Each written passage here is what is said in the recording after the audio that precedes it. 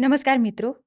આજના આધુનિક યુગમાં અને વિભક્ત કુટુંબની વ્યવસ્થામાં જ્યારે પરિવારના સભ્યો તેમની કારકિર્દી અને કામના સ્થળે વ્યસ્ત હોય છે, ત્યારે ઘરના સભ્યો જે બીજા પર નિર્ભર છે એ નાના બાળકો અને વડીલો કે જેમની યોગ્ય સાર સંભાળ એક મોટો પડકાર બની જાય છે. આ જ સામાજિક જરૂરિયાતમાંથી જન્મ થાય છે સંભાળ રાખનાર, જેને આપણે કેરટેકર તરીકે ઓળખીએ છીએ. કેરટેકરની કામગીરી માત્ર એક આર્થિક કમાણીનો માર્ગ જ નહીં, પરંતુ એક ઉચ્ચ માનવીય સેવા છે જે પ્રેમ, ધીરજ અને અતૂટ વિશ્વાસ પર આધારિત છે. તો મિત્રો, ચાલો આપણે ચાઇલ્ડ કેરટેકર નોન ક્લિનિકલ એટલે શું એ જાણીએ અને ત્યારબાદ એલ્ડરલી કેરટેકર એટલે કે વડીલોની સાર સંભાળ રાખનાર વિશે માહિતી મેળવીએ. તો મૈત્રીબેન, વધુ માહિતી આપતા પહેલા આપને વિનંતી છે કે નોન ક્લિનિકલ એટલે શું એ સમજાવશો? હા નોન ક્લિનિકલનો અર્થ એ છે કે આ કાર્યમાં તબીબી સારવાર આપવામાં આવતી નથી, પરંતુ દૈનિક જીવનમાં સહાય, દેખરેખ અને ભાવનાત્મક સમર્થન આપવામાં આવે છે. ચાઇલ્ડ કેરટેકર તથા એલ્ડરલી કેરટેકર એટલે શું? આ બંને કેરેક્ટરના કામગીરીમાં કોઈ તફાવત છે? જી હા, ચાઇલ્ડ કેરટેકરને આપણે બાળકોની સંભાળ રાખનાર કહીએ છીએ. બાળકો ઘરનું ભવિષ્ય છે અને તેમના શરૂઆતના વર્ષો તેમના સંપૂર્ણ વિકાસનો પાયો હોય છે.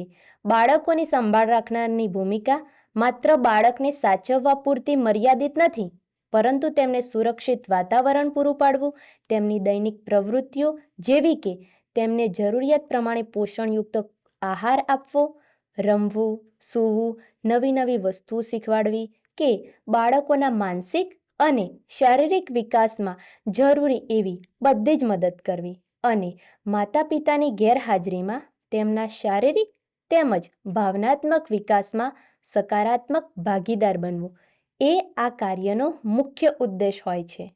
જ્યારે એલ્ડરલી કેરટેકર એટલે કે વડીલોની સંભાળ રાખનાર જીવનની સંધ્યાએ પહોંચેલા વડીલોને દવાની સાથે હૂંફ અને સાથની સૌથી વધુ જરૂર હોય છે.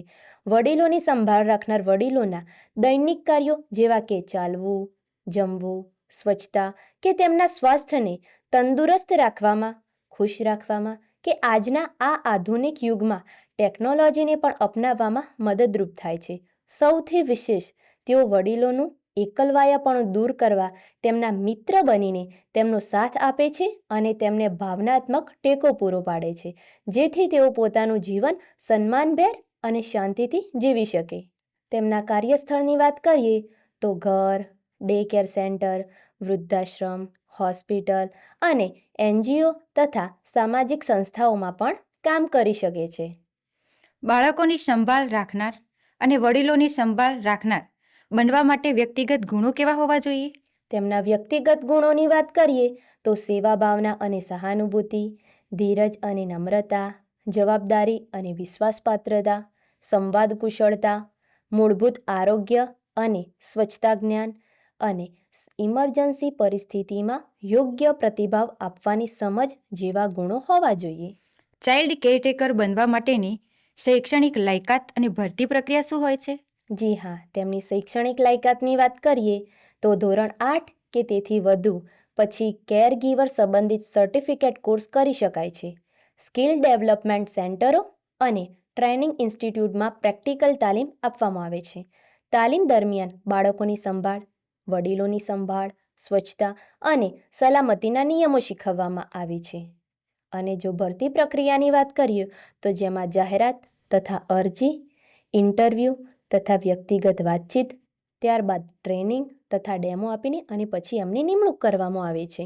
આ ક્ષેત્રમાં જવા માટે કોઈ શિષ્યવૃત્તિ કે યોજનાનો લાભ મળી શકે?